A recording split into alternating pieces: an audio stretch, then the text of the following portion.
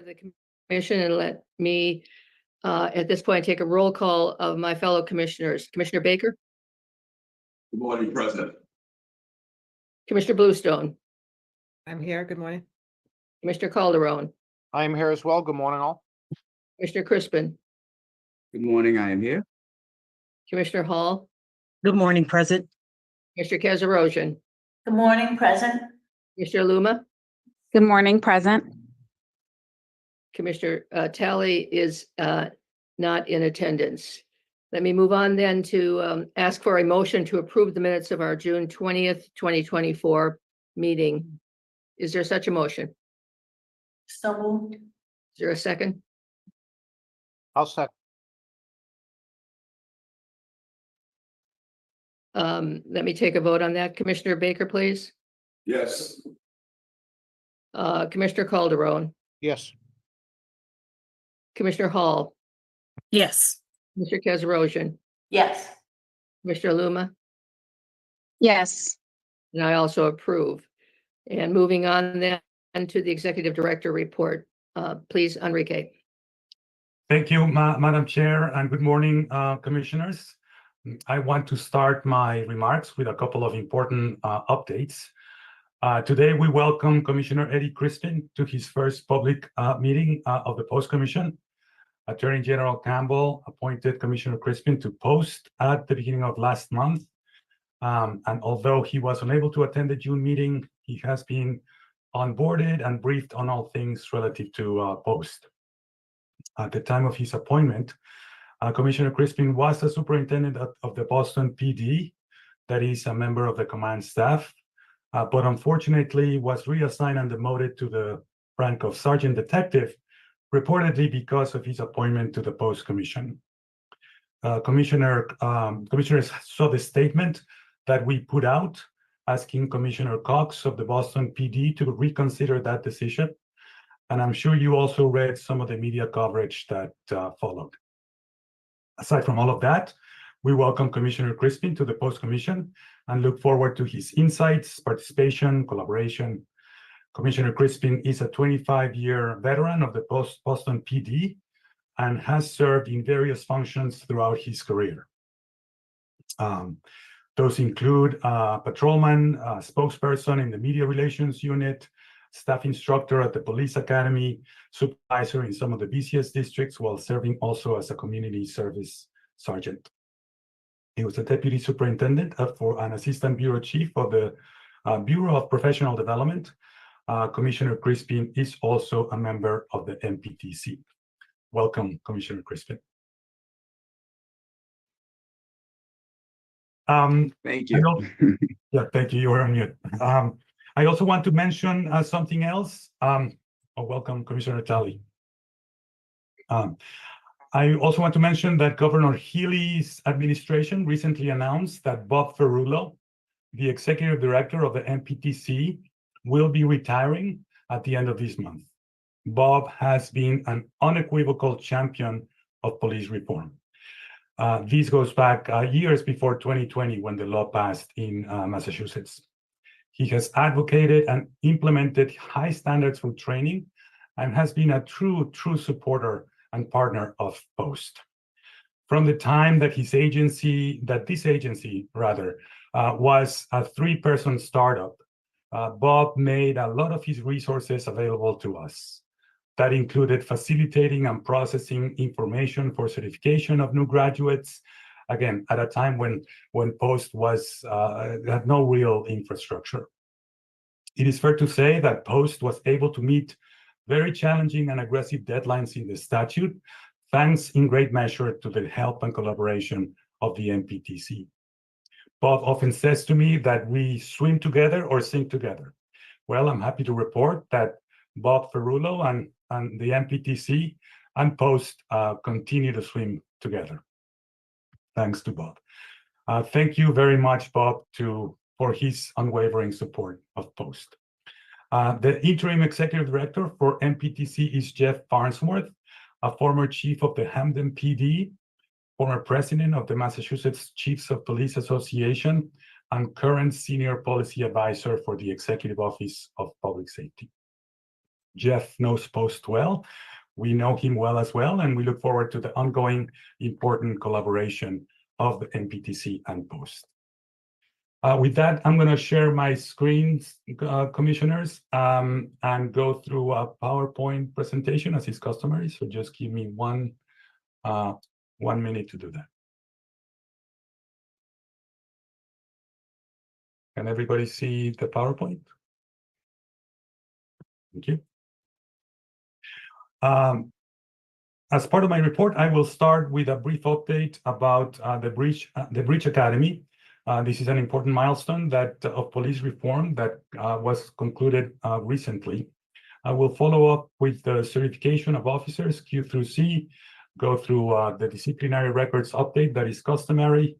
I will close with a very brief finance and administrative update and turn it over to Cindy Campbell for the conclusion of my report to talk a little bit about our upcoming rollout of the new website. The Breach Academy. Police reform required uniform standardized training for all individuals performing police duties and functions. This included the successful completion of basic training program approved by the MPTC. Before the passage of police reform, there were approximately 3,500 officers who had never attended basic training. Again, the new standard for individuals joining the ranks of police officers.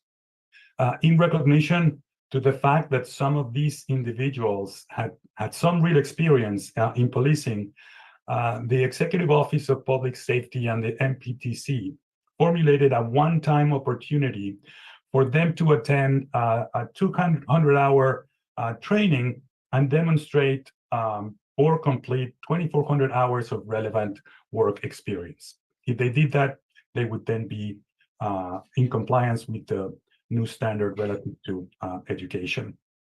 The Breach Academy was only offered to reserve or part-time officers with prior work experience.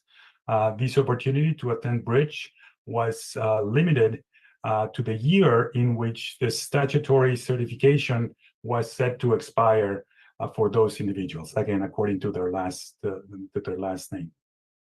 This actually was done to manage capacity at the Breach Academy, given that the curriculum is in-person, hands-on training, which includes things like defensive tactics, firearms, emergency vehicle operation, understanding of the new law, de-escalation techniques, etc.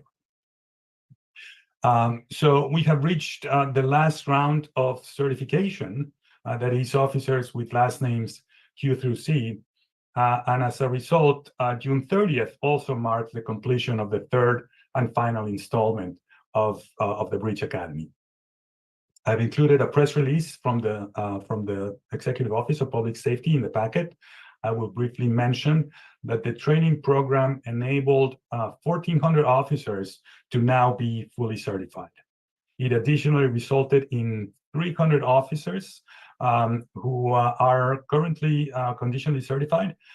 For these officers, the training portion has been completed, but they need to still complete the 2,400-hour work requirement. As mentioned earlier, MPTC estimates that there were initially 3,500 individuals with police powers that had never attended basic training. This means that approximately 1,800 individuals, or just north of 51%, left the force because of the additional training requirements. Cost was not a barrier to attend the Breach Academy. It was offered at no cost to officers or candidates. Furthermore, there were grants that departments were eligible to apply for in order to defray some of the employment costs for individuals attending the Academy. We congratulate all those individuals who graduated from the Breach Academy and are now fully certified. We also congratulate the MPTC for achieving the successful milestone of the statute. I'll move on to the certification efforts of officers with last names Q through C. I'm happy to report that we have a very high degree of compliance with all the required information. I can report that we have 389 agencies with one or more officer with last name Q through C who have successfully submitted certification information, and we have mostly processed all of that information. In the last few weeks, the certification team has been very busy corroborating that the agencies that have not submitted information, approximately 49 agencies, did not have any officer to be recertified and are aware of the deadlines in our regulations. One agency, and that is the Revere Police Department, requested and was granted an extension before the deadline. And the certification team has been reconciling records and troubleshooting minor technical issues. I will mention two of those instances.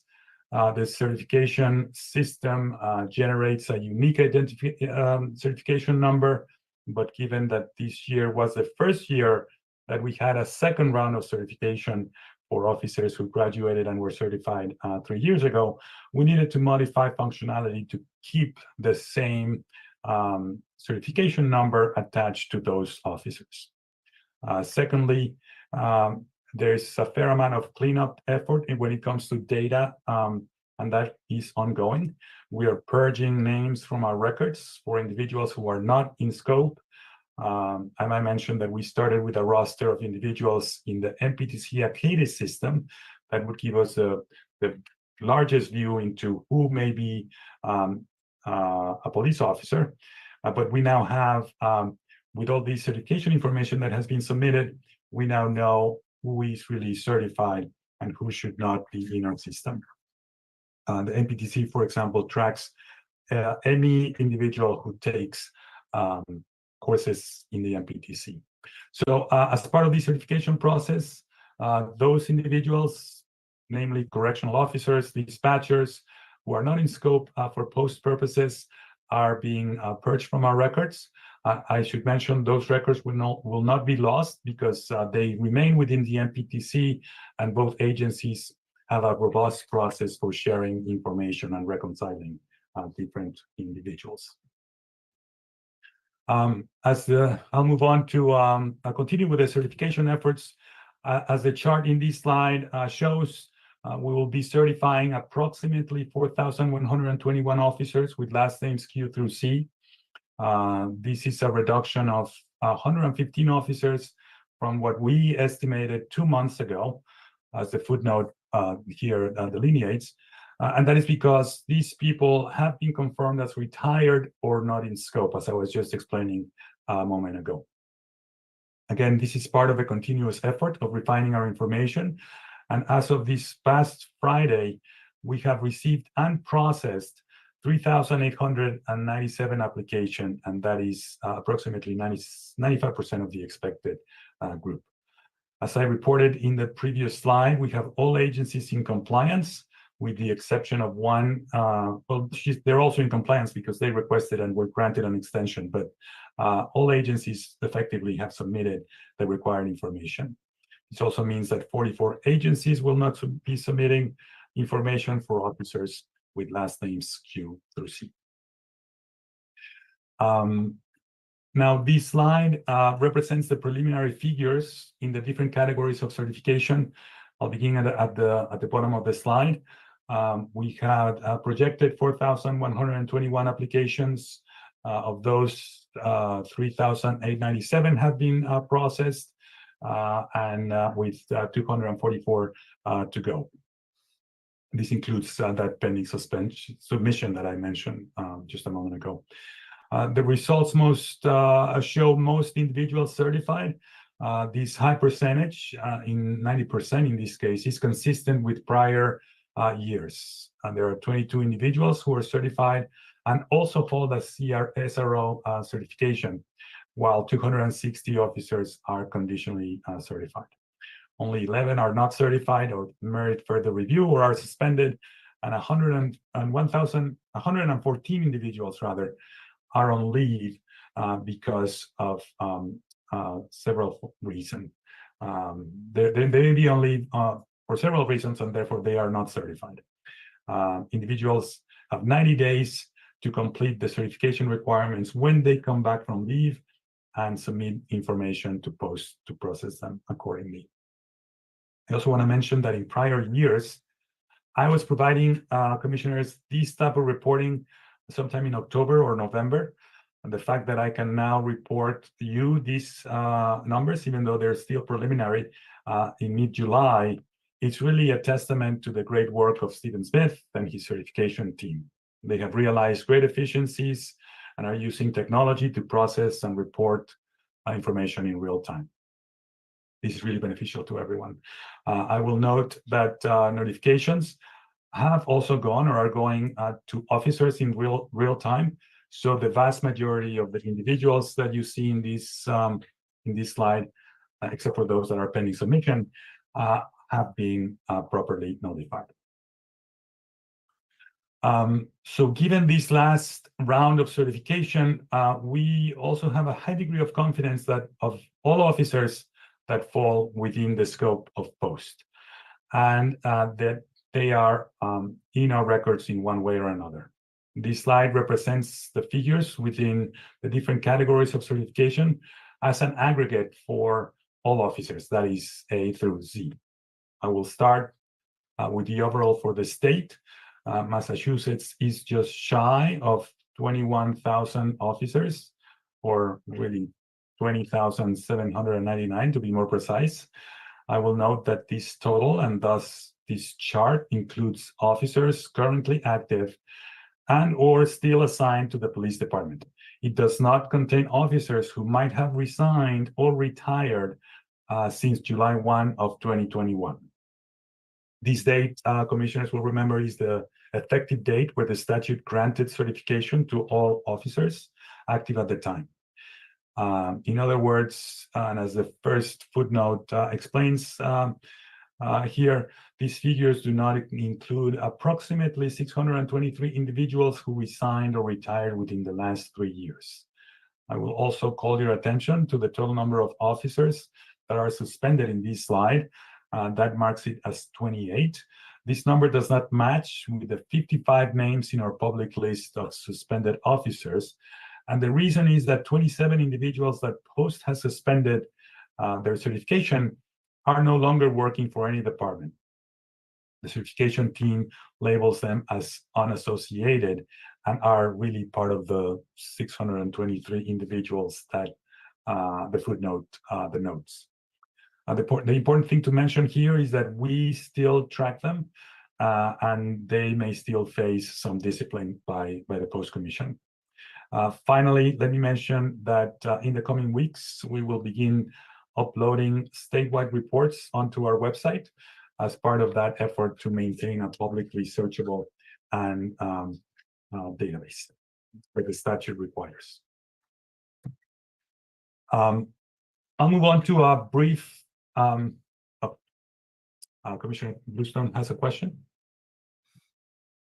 Yeah, thank you. I wanted to ask before you move on, just while I'm on thinking of this. Do you have a sense of the numbers of officers prior to the inception of police reform in Massachusetts and how this number compares to where we started? Yeah, the short answer is I don't have a good sense of that number, but I can tell you that when we first came about, the MPTC had estimated about 25,000 officers altogether. This is what they provided to the legislature as how many people might be affected and would have to be certified, etc. We would have to allow for the number that I reported earlier, which is 1,800 who we believe were eligible to attend Post and did not. And so, they were. I would submit to you that they were not far. I also know that the Secretary of Public Safety has reported that in general the numbers of today's officers is lower than historical standards.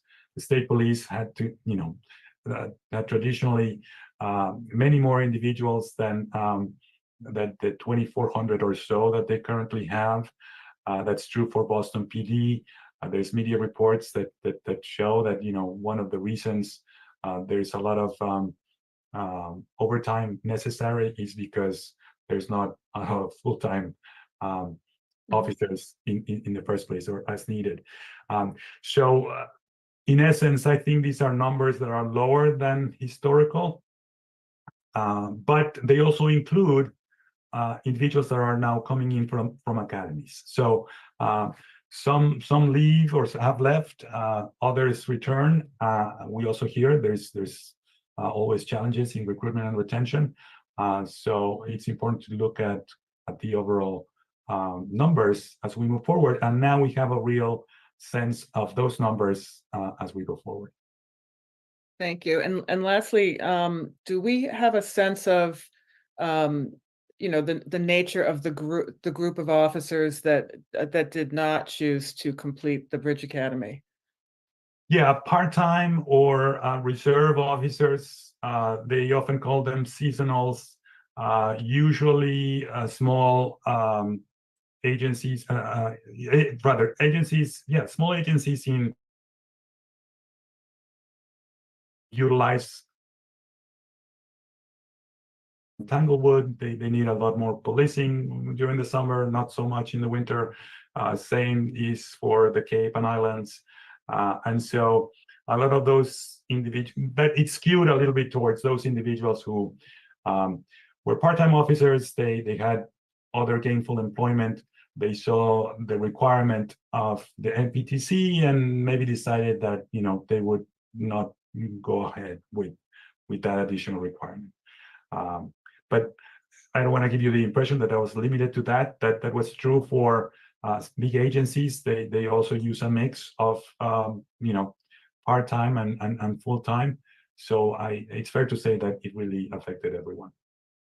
And do we have any sense of the reasons that the training felt out of reach for those individuals? Well, there's a 200-hour commitment. It was, you know, you really have to put some hours. Some of it is really involved. It may be that maybe they just didn't want to go through it. You have to pass an exam. You have to, you know, you have to really assert yourself. You know, handle guns and things like that. So that may have been a case. It may be also that people were at their arc in their life where they were like just not in a position to go through it, or wanting, just prefer not to do it.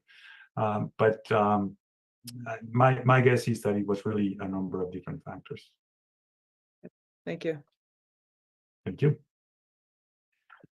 Okay, so I'll move on to a brief update of the disciplinary records. I want to show you this slide that represents a flow chart of the interaction and review that happens between post and agencies that submit the information that they're required to submit. A key takeaway from this visual representation is that there are multiple interactions via the portal between agencies and post. Another one is that there are at least 3 levels, but in some cases more than 3 times that post conducts a review before the eventual publishing of a particular record. So I have reported before, agencies come to the portal on at least 3 separate occasions to submit a complaint, which is due 2 business days after the incident happens.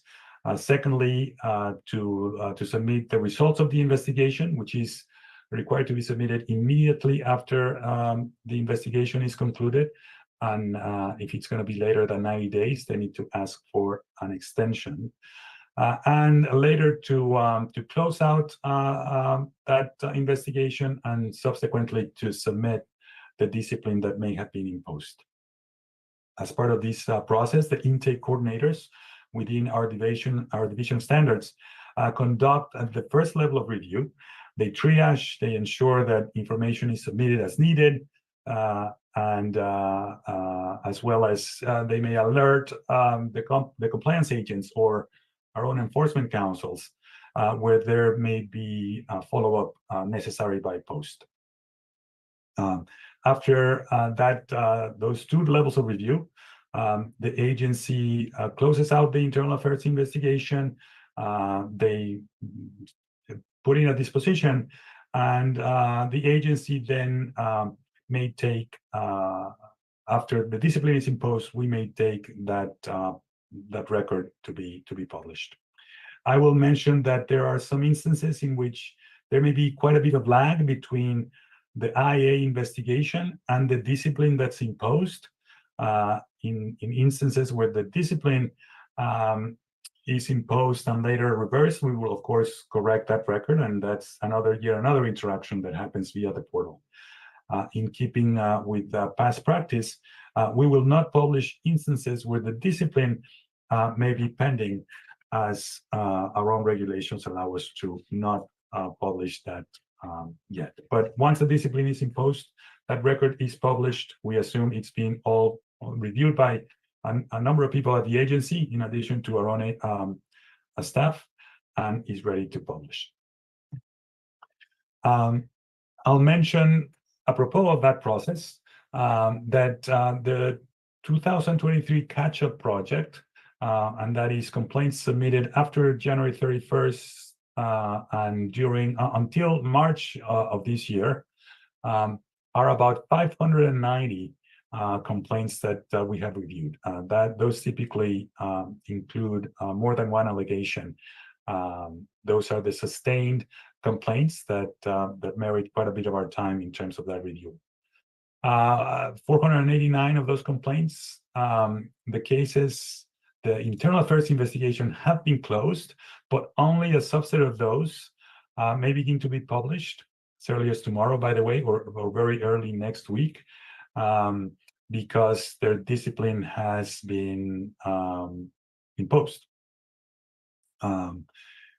There are still some that need to be closed, and where the discipline, is not yet has been uploaded or administered. Because of these, our Division of Standards, our inter-coordinators, spend quite a bit of time monitoring these instances and reaching out to agencies to make sure that that information is uploaded into our records so that we can publish those instances. As I mentioned last time, this slide represents the current list of agencies with complaints or reports that are past due. I reported in the last meeting, we will be reporting agencies that owe information to post, and this is where some things stand as of last Friday. The two largest agencies are perhaps not surprisingly at the top of the list, but the amount of instances that the Boston PD is required to update is, I might add, a bit higher, significantly higher than the state police. For reference, the state police is the largest agency.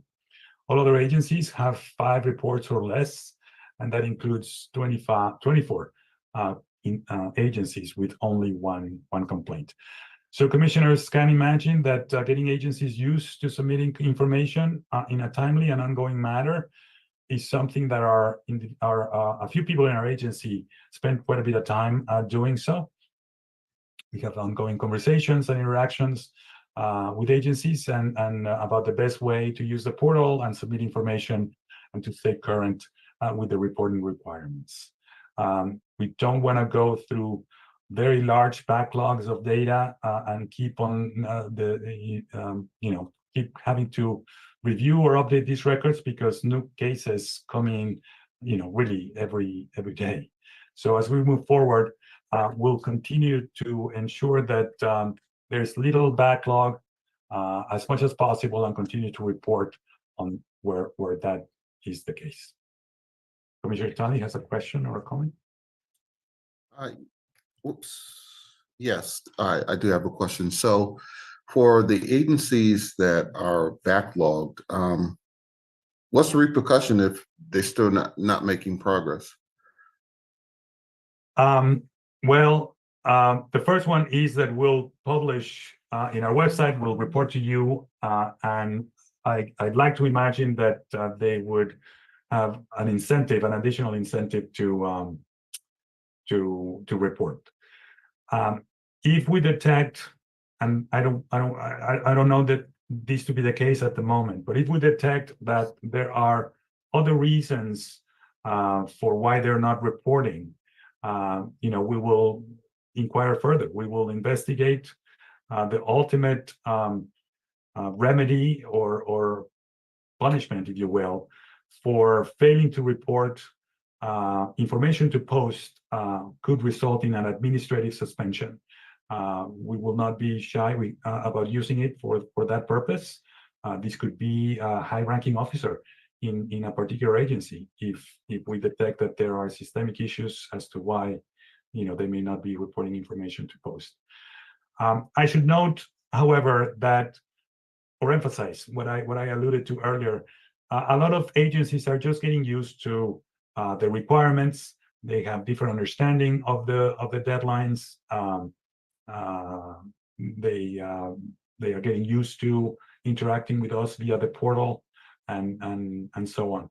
But we continue to make progress in that regard. We have designated, we have 4 intake coordinators, constantly talking to agencies. They're divided by agency so that they build rapport and connection on an individual basis, so that they're not just hearing from different people at different times. People can get familiarity about and teach how to enter information and what we require, etc. But I'd submit to you, Commissioner, that it's a two-way street. We would like agencies to pay more attention to it, and we do outreach to them and continue to communicate the requirements as much as possible. Okay, thank you. Thank you.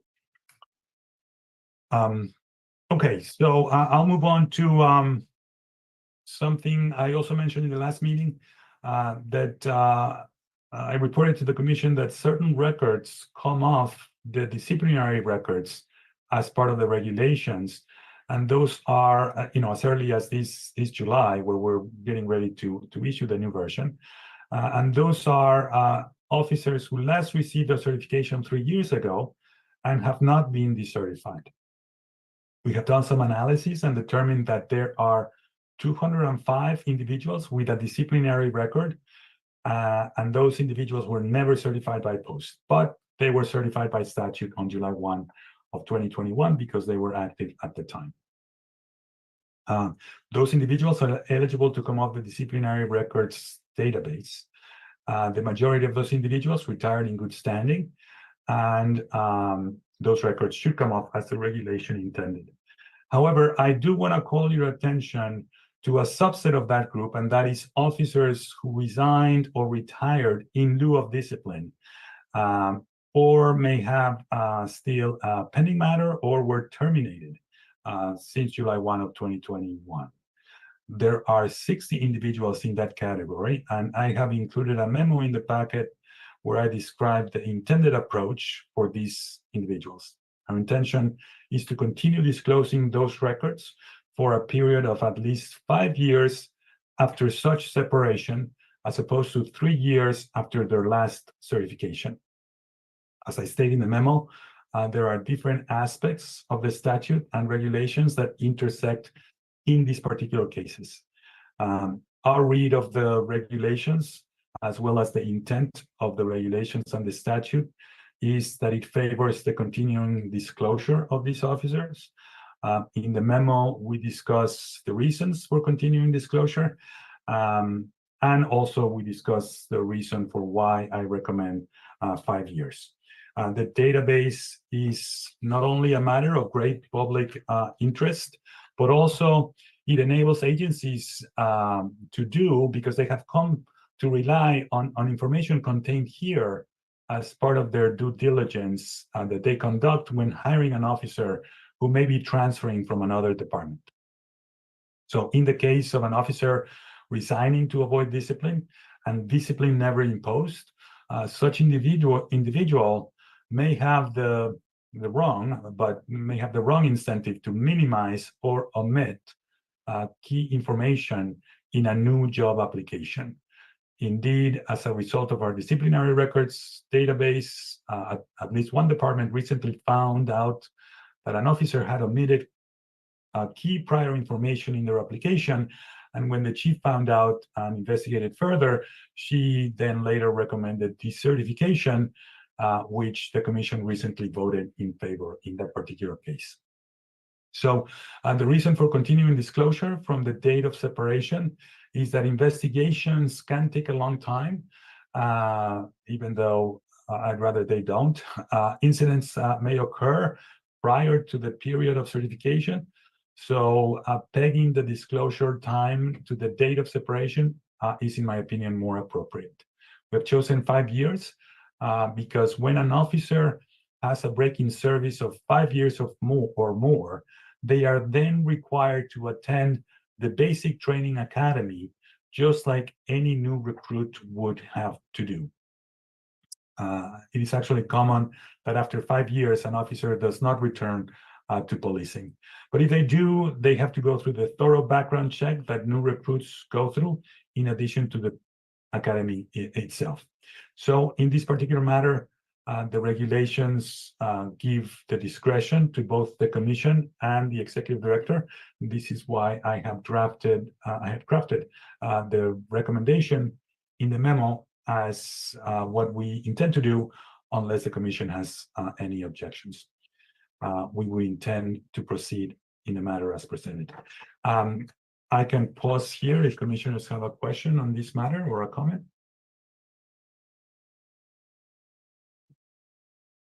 Okay, seeing none, I'll just briefly move into a finance and administrative update. We have included preliminary result numbers for the Q4, which ended on June 30th. That's in the packet. Our plan is to report the final numbers for the fiscal year 24 at the September meeting, given that the account payable period closes in mid-August. So Eric Ravelo-Pradas, our CFO, will be back next meeting to give you an update, or for sure in September to give you a full briefing. Also, we had a recent promotion. Sean Martinez is now our Deputy Director of Police Standards. We will backfill his position as an enforcement counsel very soon. There were no new hires in June, but we have 3 pending officers for additional positions, 2 of them with the legal team and another one with the Division of Standards. I now want to turn it over to Cindy Campbell, who is going to give you a brief update on our new efforts, our recent efforts, ongoing efforts to roll out a new website very soon. Cindy, do you want to talk to this slide? Yes, thank you, Enrique. I appreciate that. And welcome, everybody. We're really excited to be able to talk to you about a project that has been going on for the past couple of months. We've been working behind the scenes diligently. Soon, the Post Commission will have a new website and a new URL to go along with it. That will be mapostcommission.gov. Now, note at the moment, the site is not live. We're still making some changes to it behind the scenes. We will let you know as soon as that is live. For those of you who are used to using our current website, you will see that if you go onto that website, it'll redirect to the new one, so you don't have to worry about that. We have a lot of great new features to talk about on this particular website. Content uploads a lot faster, meaning almost in real time. You'll also see a lot more refreshed design elements, graphics, and content. There are so much better search capabilities for news and events and even officer status lists, and the ability for us to do some real-time analytics and incorporate user feedback. Now, I would like to show you exactly what that website looks like, and you'll see this will be up very, very soon. Just give you a nice preview here. And we've been very excited behind the scenes to work on this. We had a lot of planning that went into this. And, you know, one of the things that we did, there it is. One of the things that we did here is our new homepage. Very, very happy to show you this. You'll see lots new colors and things like that. In this particular website, I want to let you know that everything on our current website has been clicked over to this one. We also have listened to you, and the times that you've wanted to find certain information and had it hard, we now have direct links to filing a public complaint, disciplinary records, officer status lists and certification, news and announcements. Now, all of our decisions and orders also are wrapped into news and announcements, and you can filter them by category. You can see events there as well that you can add to your calendar directly from our website. And as we scroll down a little further, you can also see that we have additional resources for you. That is, for law enforcement agencies, we have a special section for you to do report submissions, then regulations, advisories, and guidance, because that's another resource we get a lot of questions on. And lastly, if you click on the About Post section, you'll have all of the information that you need to get in touch with us, meaning everything on post leadership, commission meetings and hearings, of job opportunities, contacting us, public records requests, signing up for email alerts, anything of the above. And as we just go back to the main page for just 1 second, I want to also let you know that we have a new feature where we can update officer status counts. So as you go to each and every page, you'll see the certified counts, conditionally certified, decertified, or suspended. So we are very, very happy to be able to debut this to you. You will all see some communications materials coming out in the next week or so, and we will let you know on the day that this debuts. But it is very, very nice for us to be able to give you a little sneak preview of all the work that we've done over the past couple of months. So thank you all for watching. There's a question. I'll turn it back to you. I think there's a question or comment from Yes. Commissioner Tully. Cindy, great job. This is a great enhancement. I like what I see. And, you know, you can tell that you took into consideration some of the feedback that you have received as well. I just have one question. How often is the information going to be refreshed? Every day, and as often as it's needed to be updated. So the officer status lists on average are updating about once a month. When we have news and information and other things like that, we will update those immediately. Decisions and orders also will be updated immediately as well. And like I said, the lag time between us putting information into the content management system and going live is about 30 seconds. So I'm pretty happy about that. Okay. Excellent job. It looks great. Thank you. Thank you very much. And Hanya, question for you. Yes, I just want to say this is that it's a great, I love the visual appeal of this website. It looks really user friendly. Just scanning it very quickly, I would just ask that there be another maybe round of review of the photos and the tone that it creates in terms of the inclusion of different types of officers and members of the community. But I think that it looks like it's going to be so much more efficient for people, and I really look forward to seeing it when it's live. Oh, and that's great feedback, Hanya. We really appreciate that. And we will take all of your feedback and be able to incorporate those changes into our website. So I appreciate that. As I mentioned, we also will have Google Analytics, which will allow us to look at pages that people are looking at the most and maybe redesign them as people see fit. So it'll be up in the next couple of weeks. And Charlene. Yes, again, I'll echo what everyone else has said in regards to this new website. It looks wonderful. I also want to echo what Hanya said, and in particular around the photos, but also making sure that members of the public feel like this is a website for them as well. It's very law enforcement heavy. I see that there's a public complaint section, but I also want to make sure that we're recognizing the intention of the post as well as far as the public engagement and use of the website and resources.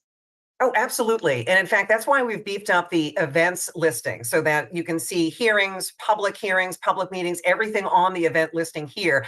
And again, you can add that directly to your calendar. News and announcements has also been a lot more beefed up. But again, that's great feedback, Charlene. And we intend to incorporate that as we go along. I intend to continually update this website. So what you're seeing now won't necessarily be something that you see a year from now. And we also have a request for public comment right now, law enforcement agency certification due by August 9th. And there is a link there as well. And you can see the news archive for all of the things we've done since the inception of Post. Any other questions? I'll turn it back to you, Enrique. Thanks all. Thank you, Cindy. That really concludes the executive director report. I can take further questions or comments if there's any. Turn it over to you, Madam Chair. You're muted. The comments from my fellow commissioners, I also, as Charlene just said, using her same verb, echo. I'm just astonished at the new website. I'm very grateful, Enrique, for the depth and the breadth of your report. I know that the members of the staff have worked extremely diligently on the material that you provided to us today. And I just want to state that I know we are all in awe and in admiration and very grateful for all of the work, the good work that has been done at this point. And I'm very impressed with this new website as well. So Thank I you. think with that, unless there are any further questions or comments, let me turn to the legal update and to our general counsel, Randy Ravitz. Thank you very much. At the last commission meeting, the commissioners and the public heard a very thorough presentation on the agency certification initiative. That is the initiative to develop standards to certify law enforcement agencies pursuant to a provision of the statute that requires the commission to do so. And that presentation was provided by Annie Lee, counsel to the commission.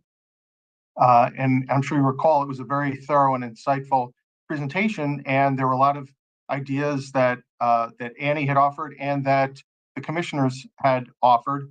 And we have heard from members of the public and different organizations over time regarding this initiative. And I will turn things over to Annie to talk about the equally thorough steps that she has taken since the last meeting to further this initiative and act on the ideas that the commissioners and others have offered. Annie? Thank you, Randy, and good morning, Madam Chair and the commissioners. So following our last meeting last month on agency certification standards, you'll recall that this commission indicated that it would benefit hearing from stakeholders on what additional standards it should set in addition to those that are mandated by statute. Statute mandates that the commission require agencies to meet 8 standards as part of certification, but the question presented for the commission was what, if any, additional standards should the commission set as part of certification? Potential standards could include bias-free policing, community engagement, training, hiring, and personnel. Officer wellness was one that was also discussed. And so following on that discussion, we sent out a letter inviting public comment to a variety of stakeholders, including law enforcement executives, such as the heads of various agencies. Actually, all agencies in the Commonwealth were contacted, including your local municipal chiefs, your state police chiefs, your university police chiefs, as well as your animal welfare police chiefs. We also contacted a number of law enforcement unions as part of that effort, as well as a number of government executives and legislators. So we reached out to, among others, the governor's office, the attorney general's office, a variety of legislative caucuses and committees that are interested or might be impacted by post work.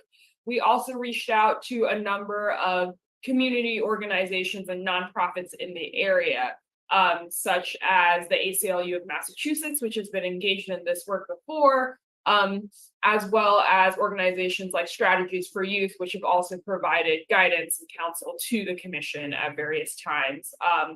We asked that these organizations and these legislators, committees, caucuses provide their feedback by August 9th at 5 p.m. Though, of course, that is just a suggested deadline because this will be an ongoing process. We very much anticipate that we will continue to receive and solicit feedback from stakeholders. So the focus of what the commission is considering relative to agency certification will evolve over time as the commission moves through the development process of agency certification. We have already received some feedback from this invitation to comment, and we have received responses from a number of folks that we contacted and also folks that we haven't contacted that they do plan on participating in this process and providing their feedback and input for the commission's consideration. We plan to present a summary of that feedback for the commission at its next meeting in August. If there are any questions, I'm happy to answer them this time.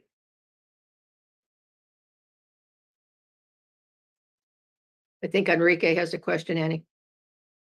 It's actually a comment apropos of Annie's remarks. It reminded me of the recent question from Commissioner Tully about consequences, Commissioner, for failure to report certain items to post.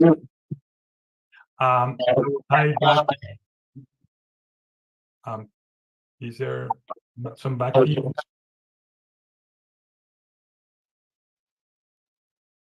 Can people hear me okay?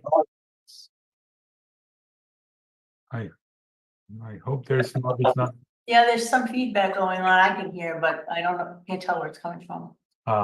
Okay, well, I'll just mention real brief that the agency certification and the audit and maintenance of records regulations are yet two additional processes that will hopefully allow us, the Post Commission, to ensure that there's compliance with the reporting requirements. I'll just leave it at that.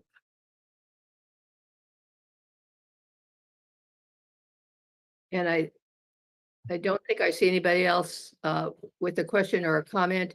Annie, thank you very much for all of your hard work on this. And we will await at our next meeting the further information that you provide. I think I realized earlier, Enrique, that you normally let the members of the public know questions. And I wondered whether you want to let them know how, since we don't take questions from them, how they can communicate with the Post Commission.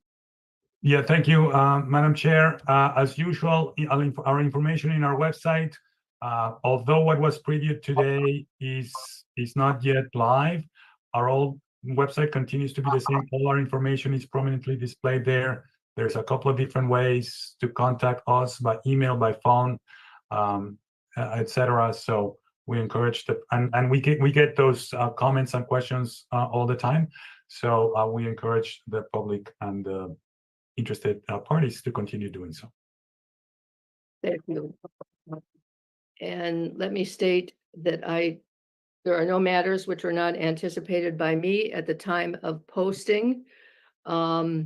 I want to just repeat, as I said earlier, I know I speak for everybody else on the commission, how thankful we are to the staff for all of your continued hard work and for the manner of your presentation of your work to us at our monthly meetings. And at this point, let me ask for a motion to go into executive session in accordance with the statutory requirements. That is, we anticipate discussion regarding the discipline or the dismissal of or complaints or charges brought against a public officer. Also, we anticipate discussion regarding the investigation of charges of criminal misconduct. We anticipate anticipation of discussion regarding the initiation of preliminary inquiries and initial staff review relating to the same, and regarding certain criminal offender record information, and also in anticipation of discussion and approval of the minutes of the prior executive session. We will be considering reports of preliminary inquiry in 6 cases. We will be considering requests from the standards to approve voluntary decertification agreements or suspension agreements in 2 instances, and requests from standards to approve preliminary inquiries in 5 cases. And we will also be approving the approval of the minutes of the executive session of our June 20th meeting. So I think with that, is there a motion to go into executive session? So Is there a second to that motion? Second, Let me take a vote from my fellow commissioners. Commissioner Baker, Yes. Mr. Bluestone, Yes. Mr. Calderon, Yes. Mr. Crispin, Yes. Mr. Hall, Yes. Mr. Kozarosian, Yes. Maluma, Yes.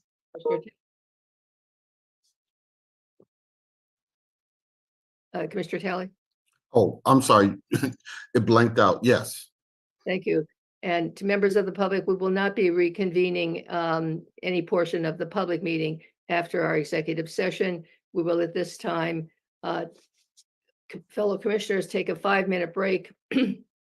Before we go into executive session, let me remind you that there is a separate login number that has been sent by Jay Manis or by Enrique, I think, for that executive session. And we will reconvene there in 5 minutes.